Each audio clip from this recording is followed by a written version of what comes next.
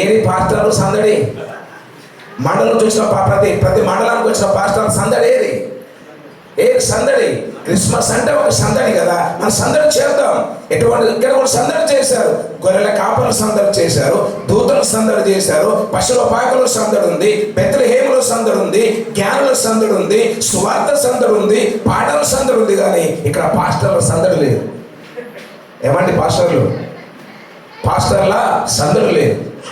మండలానికి ఎంతమంది వచ్చారంటే చాలా తక్కువ. ఎంత బాధకరం చెప్పండి, సందడి లేదు. ఇది క్రిస్మస్ ఎలా అవుద్ది? క్రిస్మస్ అంటే సందడి, మనం సందడి చేద్దాం. పాలకుర్తి మండలం వాళ్ళు ఆహ్వానించారు, మా పండుగకు రండి అని, క్రిస్మస్ పండుగకు రండి అని. కాబట్టి అంత నియోజకవర్గంలో ఉన్నాం కాబట్టి, ఒక బ్యానర్ కింద ఉన్నాం కాబట్టి వాళ్ళు ఆహ్వానిస్తే ప్రత్యేకంగా వారి ఆహ్వానం మేరకు వారి యొక్క ఆతిథ్యానికి వారి యొక్క అర్పణకు అంగీకరించి వస్తే ఇది సందడి చేసినట్టు, గంతేసినట్టు, వంతు గంతేసినట్టు ఒక్కరు ఇద్దరు ముగ్గురు వస్తే ఎలా సందడి చెప్పరేంది? అదే గవర్నమెంట్ క్రిస్మస్ జరిగితే రమ్మంటే బట్టలతో నమ్మానే పలుకుంటూ వస్తారు కావచ్చు. ఎంత సిగ్గుకరం, బాధకరం అండి. సందడి ఇదే, దాని వరకు సందడి చేయడానికి ప్రయత్నం చేస్తారు. కానీ దేవుని ఆరాధించడానికి, స్తుతించడానికి ఈ గొర్రెల కాపలు, ఆ గొర్రెల కాపలు అందరూ కలిసి యేసు పుట్టాడంట, మోక్షం ఇస్తాడంట, నిన్ను నన్ను రమ్మన్నాడు అని పాడుకుంటూ వెళ్ళారు. ఆ సందడి చేయగలిగారు మన జీవితంలో. ఇదే సందడి. అంత బాధకరం అండి, చాలా బాధకరం. ఒకసారి ప్రతి మండలం ఉన్నటువంటి ప్రెసిడెంట్ కానీ సెక్రటరీ కానీ మీద మన పాస్టర్లు ఆలోచన చేసుకోవాలి. ఏంటో తెలుసా, ఎందుకు మనం సందడి చేయలేకపోతున్నాం, ఎందుకు మిగతా పాస్టర్లు సందడి కలవలేకపోతున్నారు? అలా చేస్తే అదే క్రిస్మస్. క్రిస్మస్ అంటే ఒక సందడి. ఇంతమంది సందడి చేస్తుంటే మోజు బాబు గారికి చాలా దీవెన కలుగుతుంది. హల్లెలూయా. ఎందుకంటే అడుగు పెట్టినప్పుడు కొత్త ఏర్పడుతున్నాయి. ఇలా అడుగు పెట్టినప్పుడు కొత్తగా జరుగుతుంది. కారణం ఏంటంటే సేవకులందరూ కలిసి సందడి చేస్తూ ఉంటే మనం అడుగు పెడితే ఆమెను అంటున్నాం, మనం వచ్చేసరికి దేవుడు నెరవేరుస్తూ ఉన్నాడు. అలానే ప్రతి చోటుకి వెళ్ళి, ప్రతి ప్రాంతంలోకి వెళ్ళి సేవకులందరూ అడుగుపెట్టి సందడి చేస్తే ప్రతి ఒక్కరికి ఆశీర్వాదం కలగబోతుంది. దేవుడు మనకు భాగ్యం ఇచ్చాడు. మన పేదవారం కావచ్చు, మన వెళ్తే వాళ్ళకి దేవుని కలుగుతుంది. మన అనారోగ్యంగా ఉండొచ్చు, కానీ మనం ప్రార్థిస్తే వాళ్ళు స్వస్థ దేవుడు ఆహారం ఇచ్చాడు. కాబట్టి సేవకులుగా నేను సందడి చేస్తే పాలకుర్తి నియోజకవర్గం అంతా కదిలిపోతుందట. హల్లెలూయా. ఆ సందడి ఇప్పటి నుంచే ఆరంభం అవ్వాలి. 2024 అయినా కనీసం ఒక సందడి చేద్దాం, ప్రణాళిక చేద్దాం. అలా చేసుకుంటూ పోతేనే ఈ క్రిస్మస్ ఒక అర్థం ఉంటుంది. క్రిస్మస్ అంటే ఒక సందడి. యేసుక్రీస్తు పుట్టుక ద్వారా చరిత్ర విభజించబడింది. క్రీస్తు పూర్వము, క్రీస్తు శకం. కాబట్టి 2025లో అటువంటి ప్రణాళిక చేసుకుంటూ ఇప్పటికైనా ఆలోచన చేసి ఒక సందడి చేయడానికి ప్రయత్నం చేద్దాం. అది క్రిస్మస్. ఏం చెప్పాను? ఒకటి, నాకు ఒక అలవాటు, చెప్పడం అడగడం అలవాటు. ఓకే, క్రిస్మస్ అంటే సందేశం, క్రిస్మస్ అంటే సంతోషం, క్రిస్మస్ అంటే సమాధానం, క్రిస్మస్ అంటే సంగీతం, క్రిస్మస్ అంటే సందడి. ఆ రెండు విషయాలు చెప్పి ముగిస్తాను. 18వ వచనం, ఆ చెప్పిన సంగతులు విన్నవారందరూ ఆశ్చర్యపడ్డారట. 6వదిగా క్రిస్మస్ అంటే సంబరం. ఏంటట? సంబరం. ఈ ఎటువంటి సంబరం అంటే ఇది ఆశ్చర్యాన్ని కలిగించే అటువంటి సంబరం. బట్టలు వేసుకుంటే వాళ్ళు ఎంత సంబరపడతారో తెలుసా? ఇంటికి సున్నాలు వేసుకుంటే, పెయింట్స్ వేస్తే ఎంత సంబరపడతారో తెలుసా? మన సేవకులు కూడా అందరం కలుసుకుంటే క్రిస్మస్ అంటే ఒక సంబరం. రక్షించబడ్డ వారికి సంబరం. రక్షించబడ్డవారు మాత్రమే కాకుండా సేవలో ఉన్న కూడుకున్న వారందరూ ఒక సంబరాన్ని చేసుకుంటున్నారు. ఈ సంబరం ఎక్కడికి వెళ్ళాలి తెలుసా? ఎంతవరకు వెళ్ళాలి? ఈ సంబరం అంబరాన్ని అంటాలి. సంబరం అంబరాన్ని అంటాలి. అంబరం అంటే ఆకాశాన్ని అంటాలి. కాబట్టి ఆకాశం నుంచి దేవుడు చూస్తున్నాడు. కాబట్టి ఇక్కడ భూమి మీద ఉన్నటువంటి కీర్తనకాడు ప్రార్థన చేశాడట. ఏమని తెలుసా? దేవా, విన్నాడు, కీర్తనకాడు అంటాడు, దేవా ఆకాశమందు నీవు తప్ప నాకు ఎవరున్నారు ప్రభు అని ప్రార్థన చేశాడట. దేవుడికి ప్రార్థన చేస్తే దేవుడు ఆ ప్రార్థన విని, అయ్యా భూమి మీద నువ్వు తప్ప నాకెవరున్నాడు అని దేవుడు అన్నాడు. అంతే. నువ్వు ఆకాశంలో నా వైపు చూస్తున్నావు, సంబరాన్ని చేసుకోవడానికి అంబరాన్ని వైపు చూస్తున్నావు, కానీ భూమి మీద నీవు తప్ప నువ్వు నేను ఉన్నాం. కాబట్టి నీవు నేను కలిస్తే సంబరం, ఈ సంబరమే అంబరానికి వెళ్తుంది. ఆ అంబరంలో దేవుడు ఎంతగానో సంతోషిస్తాడు. హల్లెలూయా. ఓకే, 6వదిగా సంబరం. చివరిగా 7వది ఆ 20వ వచనం తర్వాత జరిగింది ఏంటంటే స్తోత్రము చేయుచుండిరి అనే మాట కనబడుతుంది. 20వ వచనం చూస్తే స్తోత్రం చేయించున్నారు. 7వదిగా క్రిస్మస్ అంటే సంస్తుతి. ఏంటంట? సంస్తుతి అంటే మంచి స్తుతి. ఒక ఆయన పాట రాశాడు, నాకు రాదు కానీ పల్లవి పడతాను. దేవ సంస్తుతి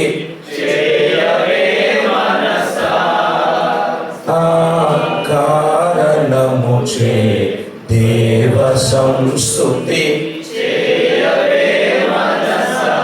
స్తుతించాలి. క్రిస్మస్ అంటే సంస్తుతి. సామెత వచ్చే అన్ని విషయాలు చూసారా? ఆ చదువుకున్న లూకాసు సువార్త 2వ అధ్యాయము 8 నుంచి 20 వచనాల ఆధారంగా చూస్తే క్రిస్మస్ అంటే ఇది. హలో, మనం తవ్వితే ఎన్ని రాళ్ళైనా బయటకు వస్తాయి. హల్లెలూయా. తవ్వడం నేర్చుకోవాలి. ఎలా తవ్వడం నేర్చుకుంటేనే అవి చక్కగా విషయాలు మన బయటకు వస్తాయి. క్రిస్మస్ అంటే చివరిది ఏంటంటే సంస్తుతి, అంటే దేవుని స్తుతించగలిగారు. మోసే గారు చెప్పినట్టుగా ఎవరెవరు స్తుతించగలిగారు? కన్య మరియ దేవుని స్తుతించగలిగింది. నా ప్రాణం ప్రభువుని ఘనపరుస్తుంది. జకరియా స్తుతించగలిగారు, దేవతలు స్తుతించగలిగారు, గొర్రెల కాపలు స్తుతించగలిగారు, అన్న ప్రవక్త స్తుతించగలిగింది, సుమేరు స్తుతించగలిగారు. ఈ దినాల్లో నీవు నేను కూడా దేవుణ్ణి స్తుతిస్తున్నాం. సంస్తుతి. మేలు జరిగిన దేవునికి స్తోత్రం, కీడు జరిగిన స్తోత్రం. బర్త్డే అయిన దేవునికి స్తోత్రం, డెత్డే అయిన దేవునికి స్తోత్రం. అంతే సంస్తుతి. ఒక పాస్టర్ చనిపోయాడు, నాకు ఫోన్ వచ్చింది, ప్రైజ్లు ఆడన్నా. ఏంటంటే కోపం అన్నాడు. నాకేం కోపం? ప్రమోషన్ వచ్చింది ఆయనకన్నా. అంతే కదా, పరలోకానికి ప్రమోషన్. బిలిగ్రామ్ గారు చనిపోకుండా ఒక మాట చెప్పాడు. నేను చనిపోయిన తర్వాత వాళ్ళు వచ్చి బిలిగ్రామ్ గారు ఉన్నారా అని అడిగితే, బిలిగ్రామ్ గారు ఉన్నారండి, చిరునామా మారిందని చెప్పమని చెప్పారట. అడ్రస్ మారింది అంతే. కొంతకాలం ఇక్కడే ఉన్నాడండి, దేవుడు పిలుచుకున్నాడు పరలోక రాజ్యం, ఆయన కలవాలంటే మీరు అక్కడికి వెళ్ళాలని చెప్పాడట. ఇది అంటే జీవితంలో సంస్తుతి. మేలు జరిగిన కీడు జరిగిన ప్రతి సేవకుడిగా ఇది నేర్చుకుంటే కనుక యోబు జీవితంలో కూడా ఎన్ని కష్టాలు వచ్చాయి తెలుసా? ఆయన సంస్తుతి చేయగలిగాడు. 7,000 గొర్రెలు, 3,000 ఒంటెలు, 500 రెట్లు, 500 ఆడగాడులు, 1,000 పనివారు. చూడండి, 7 కుమారులు, 3 కుమార్తెలు, ఒక్కరిని అన్ని పోగొట్టుకున్నాడు. ఇచ్చిన స్టేట్మెంట్ ఏంటంటే, యెహోవా ఇచ్చాను, యెహోవా తీసుకొని పోయాను, ఆయన నామానికి స్తుతి కలుగునుగా అన్నాడు. ఉన్న వాక్యం చెప్పండి సార్, స్తుతి కలుగునుగా అన్నాడు. మన జీవితంలో సంస్తుతి చేయాలి. క్రిస్మస్ అంటే సంస్తుతి. ఈ దిన మనకు భోజనం పెట్టకపోయినా దేవునికి స్తోత్రం, కాయగూర భోజనమైనా దేవునికి స్తోత్రం. ఏదైనా కానీ మనం నేర్చుకోవాలి. ఏంటంటే క్రిస్మస్ అంటే సంస్తుతి. చివరిలో ఒక విషయం చెప్పి ముగిస్తాను. 7 లేఖనాల ఆధారంగా 7 విషయాలు చెప్పాను. చెప్పండి. మొట్టమొదటి క్రిస్మస్ అంటే సందేశం. ఆ సందేశం ఏంటో తెలుసా? భయపడకండి. 2వది సంతోషం. 3వది, 4వది, 5వది, 6వది, 7వది సంస్తుతి. చివరిగా చిన్న సాదృశ్యం చెప్పి ముగిస్తాను.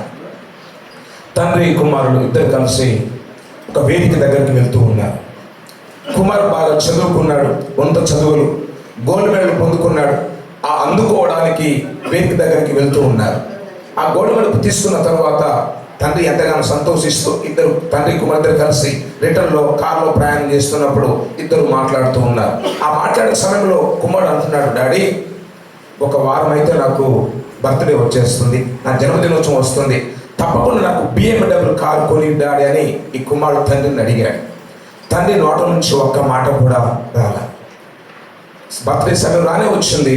ఆ దినమం తండ్రి పొద్దున్న పరిగెత్తుకుంటూ వచ్చేసి కుమారునికి విషయం చెప్పాడు, హ్యాపీ బర్త్డే అని చెప్తూ ఒక లెదర్ బైబిల్ తన కుమారునికి బర్త్డే గిఫ్ట్గా ఇచ్చేశాడు. ఆ కోపంతో ఉన్నటువంటి కుమారుడు ఆ బైబిల్ పట్టుకొని ఎదురుగా ఉన్న సోఫాలు ఇస్త్రీ వేసి కోపంతో తనతో ఏం మాట్లాడకుండా దూరదేశం ఆ కుమారుడు వెళ్ళిపోయాడు. కొన్ని సంవత్సరాలు గతించిన తర్వాత ఆ తండ్రి చనిపోయాడు. తర్వాత ఈలోపు ఆ తర్వాత వీళ్ళని రాశారు కాబట్టి వర్తమానం పంపిస్తే ఆ కుమారుడు తిరిగి ఇంటికి వచ్చాడు. ఇంటికి రాగానే జ్ఞాపకాలు వస్తున్నాయి. చివరిగా తను గడిపిన స్థలం జ్ఞాపకం వస్తుంది, ఆ గది జ్ఞాపకం వస్తుంది, నాన్నతో మాట్లాడినటువంటి సందర్భాలు జ్ఞాపకం వస్తున్నాయి. ఎదురుగా సోఫా కనబడుతుంది, తన విశ్లేషించినటువంటి లెదర్ బైబిల్ కనబడుతుంది. కన్నులు చమకిల్లాయి. అక్కడికి వెళ్ళాడు, ఆ లెదర్ బైబిల్ తీసుకున్నాడు. తీసుకొని నెమ్మదిగా ఓపెన్ చేశాడంటే చెప్పి చూడగానే ఆ బైబిల్లో BMW కారుకు సంబంధించినటువంటి కీస్, కారు పేపర్స్ అందులోనే ఉన్నాయి. ఒక్కసారి కుప్పకూలిపోయాడు. డాడీ, నా బర్త్డే సందర్భంగా అన్ని సమకూర్చావు, కానీ మాత్రం గ్రహించలేకపోయాను. నేను అర్థం చేసుకోవాల్సింది అపార్థం చేసుకున్నాడని ఎంతగానో ఏడ్చాడట. దేవుడు నీ కొడు నా కొడుకు అన్ని సమకూర్చాడు. మనం చేయవలసిన పని ఏంటంటే విత్డ్రా చేసుకోవడమే మనం చేయవలసిన పని. ఆయన పుట్టాడు కాబట్టి విత్డ్రా చేసుకుంటే అన్ని మనకు సమకూర్చబడతాయి. అదే నిజమైన క్రిస్మస్. తల వంచండి, ప్రార్థన చేసుకుందాం. దేవుని సేవకులుగా క్రిస్మస్ జరుపుకుంటున్నాం. మన సంఘాల్లో క్రిస్మస్ జరుపుకుంటున్నాం. పరిస్థితి ఎలా ఉందో ఒకసారి ప్రార్థన చేసుకో. క్రిస్మస్ అంటే ఏంటి? ఒక సందేశం. క్రిస్మస్ అంటే ఒక సంతోషం. క్రిస్మస్ అంటే ఒక సమాధానం. క్రిస్మస్ అంటే ఒక సంగీతం. క్రిస్మస్ అంటే ఒక సందడి. క్రిస్మస్ అంటే ఒక సంబరం. క్రిస్మస్ అంటే ఒక సంస్కృతి. ఇది నువ్వు చేస్తే కనుక నీ జీవితంలో అదే నిజమైన క్రిస్మస్.